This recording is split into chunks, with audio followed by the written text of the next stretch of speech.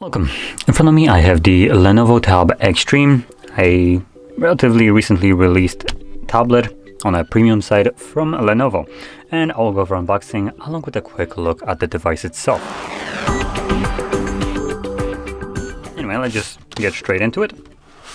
Now this is basically the entire package with everything that you could possibly get for it or want for it. Which I'm not sure if this is the way it actually comes in every variant, but this is the one that I have. So as you can see, it comes with a Precision Pen 3 and a folio case. Anyway, let's just get straight into it. We do need to cut our way in. If I could only cut correctly, that would be fantastic.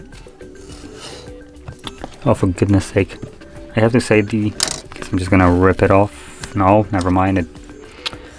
For a premium device, I have to say that the opening it up is not the most fun.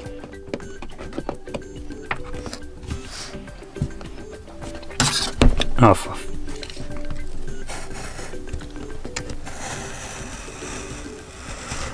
there we go. Okay, that wasn't necessarily the most premium feeling unboxing. I do really like other companies when they have the pull tabs, especially for garbage stickers like these ones. Anyway, here we have our massive tablet. So it is a bit of a chunky device right here. Anyway, I'm gonna set it on my lap because I don't have space anywhere else for it. And below here we have these little flaps, so these open up. They don't really lift out. And we have our folio case in here in the dumbest design ever. So to get in here, you have to rip it apart. I'm not gonna do that, although I probably should. And we got whatever this mess is.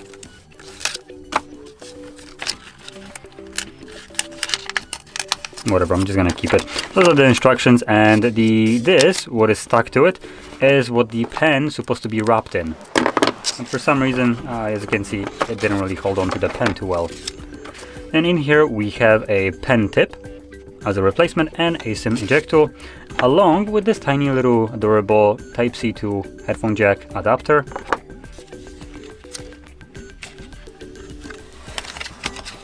There we go. Then we got a relatively long-looking cable and a thick one on top of that. Damn, that is a chunky cable. You can see. By the looks of it, it looks like a meter and a half of cable. I'm gonna drop it back in here. And then we get the charger, presumably. Yep, there we go. And the charger looks substantial as well. Let's see what it is. That is a 68-watt charger. That's a good charger. And that's about everything that we have in the box. So anyway, just leave that to the ground. Let's also take a look at this, I guess. If I can find where I'm supposed to start peeling. There we go. Maybe I can just not peel it like that. No, never mind. It is just designed in the crappiest way possible.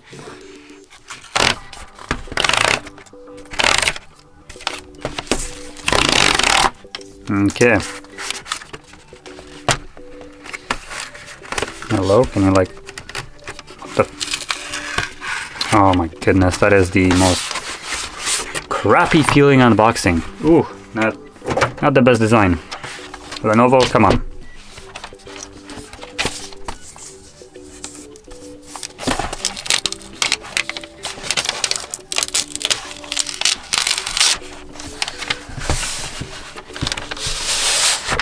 We're gonna slide it out. That's gonna be much better. Okay, so here we have our case. Now, disappointingly, there is no keyboard for it. It's just a little case. And that's it. Okay, now let's move over to the tablet.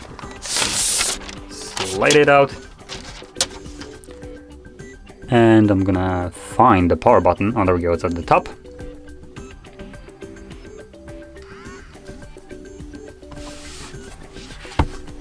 Let's put it straight away in this case. If I can actually open it up. Come on. go. So it is magnetically gonna attach to it, and you can see it closes pretty nicely. It is a substantial device. Like, this is... Actually, let's get into the specs so you can actually know what it is. Can I flip it over this way? Kinda can, though, because of the little pen cover, it's not gonna be laying completely flush unless... I guess it doesn't really matter because it is in the middle, so it won't really cause much of a wobble. So that is actually pretty good. So, the display right here, which you will be able to see right out the bat, is a 14.5-inch massive display running a resolution of 1876 by 3000 pixels. So it is a pretty good display right here. And now it's not necessarily 4K yet, but it's very close to 4K resolution, even though this is just a 14-inch device. So that is a extensive amount of resolution that you get for such a device or screen size. Now it is gonna put it at 244 pixels per inch. So that being said, most devices do run a higher pixel density at about 300 to 400, depending on the device. So this one is on a lower end, but obviously you have much more real estate on the screen. And this is also a OLED display running at 120 Hz refresh rate with HDR10 Plus certification and Dolby Vision. So it is spec'd out. This device is really nice. Do I need to pair this? Probably need to go to the setup first to actually get the pen working. In any case, let's set it up while I'm talking about it. So, it's a user agreement. Continue. So the display right here is pretty good. Also, screen to body ratio for this display is relatively decent at 88%. So again, pretty slim bezels. They're not like the slimmest that you've probably seen, but for the device this size, I think they're pretty good looking. Now moving on into the internals, we do have a whopping 12,300 mAh battery in here, so that is a substantial battery cell in here. Now this is a pretty big device, so this battery cell might seem like a stupidly large battery, but let's be honest, this is an OLED display running at 120 Hz refresh rate on a 14-inch display, so that is it's gonna need the juice. Now continuing on, like you've seen with the charger, this device will charge at 68 watts. This is what it is rated for, and this is the charging speed of the tablet itself as well. Now with that being said, I kind of would like to get the pen working. Do I need to do something? Let's see, maybe I just need to hide it.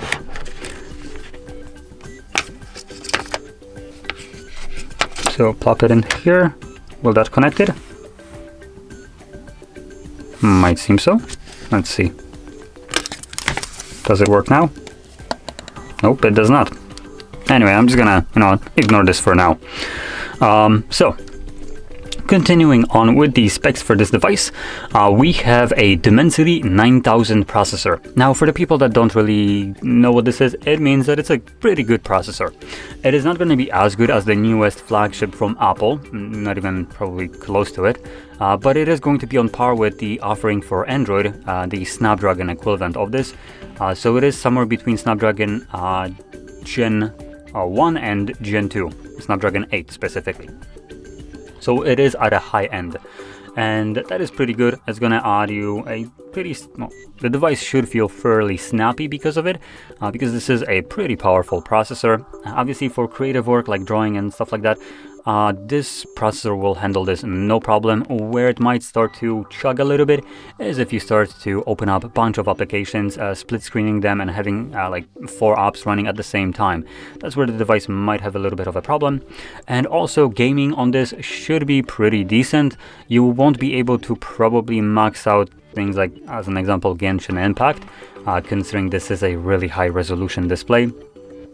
But you should be able to get it working pretty close to max settings. This is, after all, a almost a flagship grade processor. So, yeah. Anyway, moving on into the storages that we get right here, we have only one option, and that is 256 gigabytes of built-in storage with 12 gigs of RAM. So right out of the bat, well, the only option that you have right here, this device is actually spec'd out pretty well. And furthermore, we do have expandable storage, I believe. If I can find it where it is on this chunky device, there we go. The top. So this is a little bit too thick for it, so let me find something that will actually fit in there. There we go.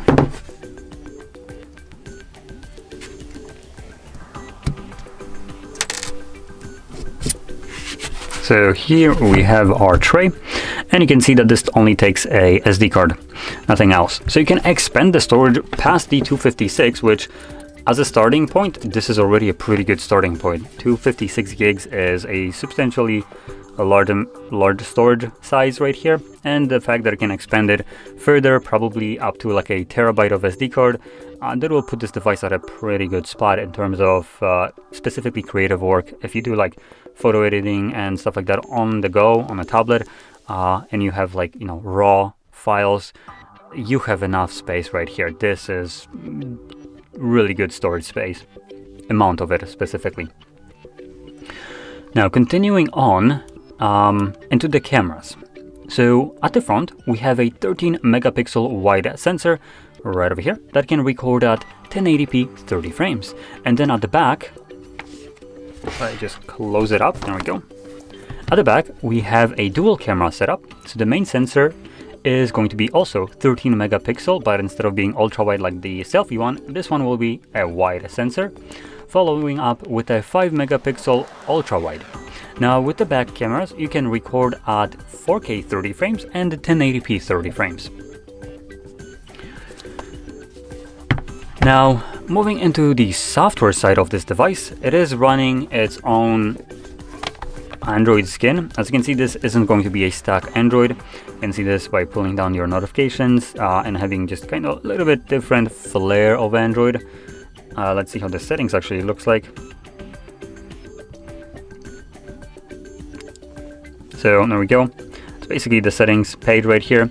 It does feel pretty nice in terms of like the cleanness of it. Some skins for the Android do look a little bit cluttered and do look a little bit too cartoonish.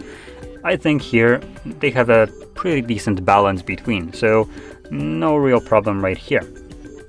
We also have some additional features like the little option right here, which is kind of reminiscent to what your Windows would do. Windows 11, for instance, has this very similar kind of thing where you can drag a window right here and then choose what you want to do with it. And you have option to do like full screen, split screen, floating window.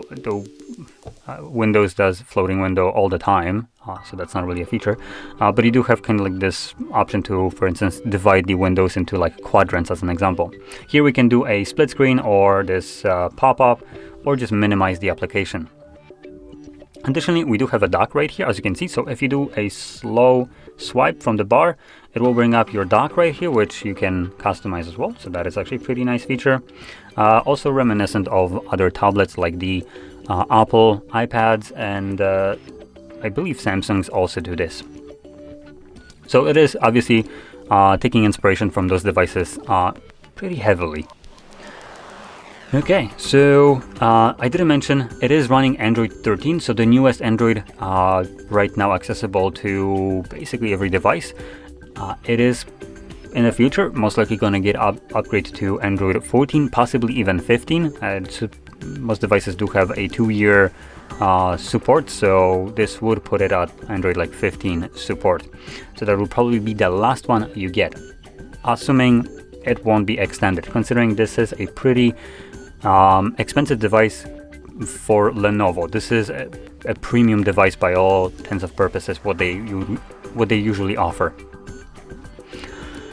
Okay, now a couple additional features which I didn't mention is we do have a power button that doubles as a fingerprint sensor. You can see it right here. And we have volume rockers on the side. Without presume, bunch of different microphones. So this is just a guess. We do have speakers at the top and bottom, or left and right side, depending on how you're holding it. And then on the last side, which I didn't mention, we have absolutely nothing. And that's that's about it for the device. So with that being said, last thing that I'm going to mention is the price of this device, and it comes at about 800, close to 900 euros. Now I am going to actually check it, how much it costs with all the accessories that I got right here, just so I have a better understanding. I am actually not sure how much it costed, so let's see.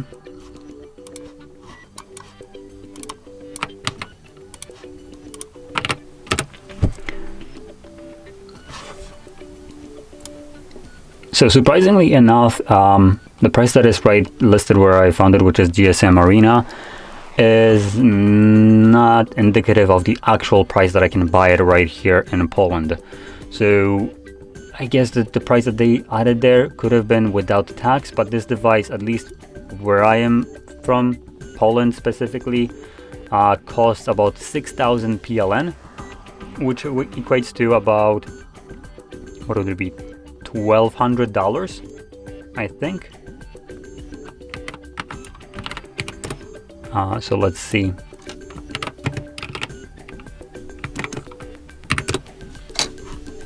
Actually, no. Ooh, even more. So about $1,500. Boy, that is an expensive device. Now, keep in mind, when I'm saying dollars, I'm already also including tax in it, which is something that the US isn't doing. So minus tax, that would be like what, $1,200 basically?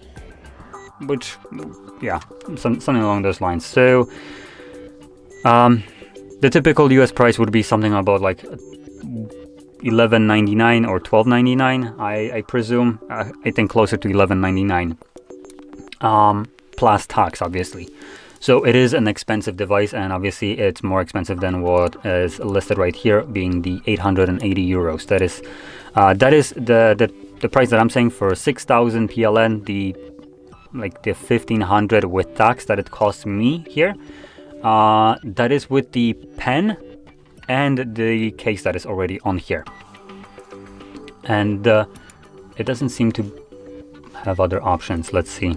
There is a cheaper option for just like $100 less. So that's not much more. Or 100, about $25 less. So not much of a difference there. And by the looks of it, it seems like they do come with the stylus and the case by default. There is a one offering that I'm seeing which doesn't really list it, but it's more expensive than everything else, so it would defeat the purpose to go for the more expensive and lose out on the stylus and the case. So I think they just didn't really list it there. But in any case, it is a expensive device at roughly $1,200 US dollars specifically. This is a expensive device. Now, it is a direct competitor to the Samsung, S9 Ultra, I believe it was. Tab S9, which is also a 14-inch tablet and costs roughly about the same amount. Now, for that, let's actually compare these two, as they would be the direct competitors of each other. There is no other devices, as far as I know, that would basically be on the same exact playing field as these two, the Samsung S9 Tab S9 Ultra and this Tab Extreme. So Tab S9. So giving a comparison in terms of the price, they're about the same. And when it comes down to Samsung, even though I personally don't like Samsung in general as a company and as a software itself on the device, I believe it's going to be a better offer, considering it costs basically exactly the same amount. It is listed on GSM Arena that it comes at 1,200 euros, and if I'm checking it on Allegro, which is the Polish equivalent of Amazon, it is basically 5,600 PLN. So this specific one that I'm pointing out right here is actually cheaper, but it will not come with a pen. No, never mind. Samsung always come with a pen, so that's not even correct. But apart from that, you won't be getting a charger, and you will not be getting any kind of case. Samsung is pretty stingy when it comes down to any kind of accessories, classifying this as e-waste, which is just a bullshit way of trying to, you know, justify cutting costs and giving you lesser of a product for more money. Because let's be honest, in both cases, this device along with Samsung are the most premium tablets you can possibly get. And these mother effers decide to, meaning Samsung, decide to skimp out on a charger and skimp out on case. Lenovo decided to give you both, which is really nice. But with that being said, Samsung will be generally more powerful. So in terms of the display, it is not running an OLED display like this device is, which OLED will be, I believe, better. But it's also running the 120 Hz refresh rate, HDR10+, minus the Dolby Vision, though it's just a jargon. It's running about the same resolution as well, so not much of a difference there. But when it comes down to it, the base model of Samsung is basically what this device comes with, which is 256 gigabytes of storage with 12 gigs of RAM. And it can actually go up way higher to 1 terabyte and 16 gigs of RAM. Though, actually, it does have also expandable storage, so you can get stupid amount of storage on the S9 Ultra. And on top of that, it's running a faster processor, being the Snapdragon 8 Gen 2. So it's a newer and faster processor. It does have a little bit less battery life, but it's not going to be much of a difference there. And it's going to have about the same kind of performance in terms of cameras, though the 8 megapixel ultra wide is higher than what the Lenovo offers here, being at, if I remember correctly, 5 megapixel ultra wide at the back. And at the front, Samsung has dual 12 megapixel wide and ultra wide cameras. Well, this one has a, what was it, 5 megapixel ultra wide. Quickly check it back. 13 megapixel. So actually, this one has a higher selfie cam than the Samsung, but Samsung has two different sensors at the front. And the bezels are a little bit smaller all around the Samsung, but it will have this ugly ass notch because they're trying to house the two different sensors right here. So bezels are smaller, but you do have a tiny little notch in the tablet. And at a 14 over 14 inches of a tablet, it is going to look a little bit baffling. So just wanted to point that out. It is a very weird choice that they have made, and it does kind of stick out, though Samsung tries to mask it with wallpapers. Here we also have a dark wallpaper, but this is probably more towards trying to showcase the OLED display that is on here, which is just so nice and crisp. So yeah, the dark, obviously here, the black regions are basically off, so it does give you a insane contrast ratios right here. So in general, finishing this off, both devices, which are direct competitors to each other, are fantastic, I would say. For the same price, I would say, in terms of accessories, the Lenovo will win. It does feel really nice in hand. The case for it looks also pretty nice, I would say. It is on a bit more kind of robust looking vibes right here. This kind of like just candy bar patterns right here at the front and back. It is also going to act as a stand, so if you flip it up, as you probably seen me at the beginning, you can kind of fold it like this and use it like so. So it is obviously pretty good at that.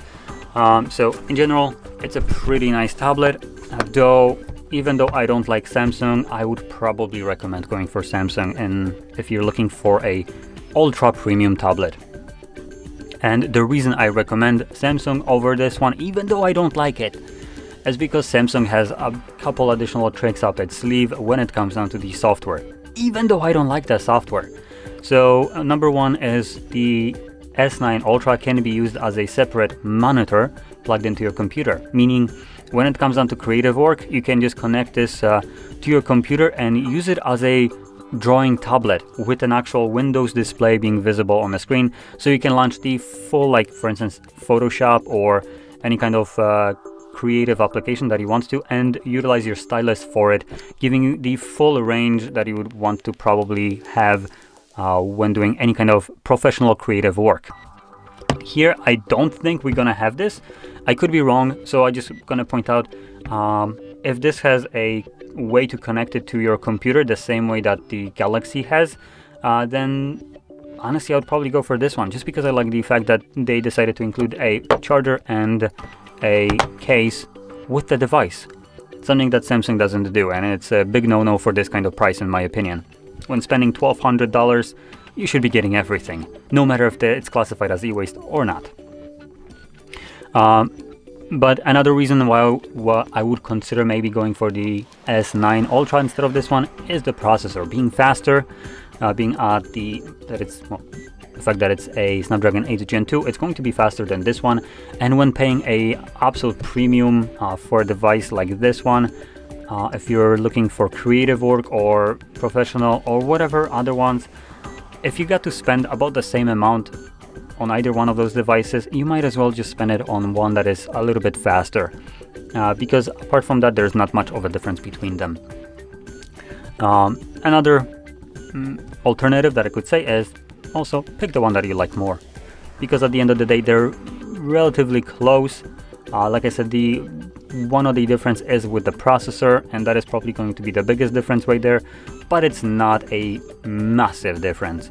So if you like the Lenovo more, by all means go for it. It seems like a fantastic device. It should, obviously, for this price.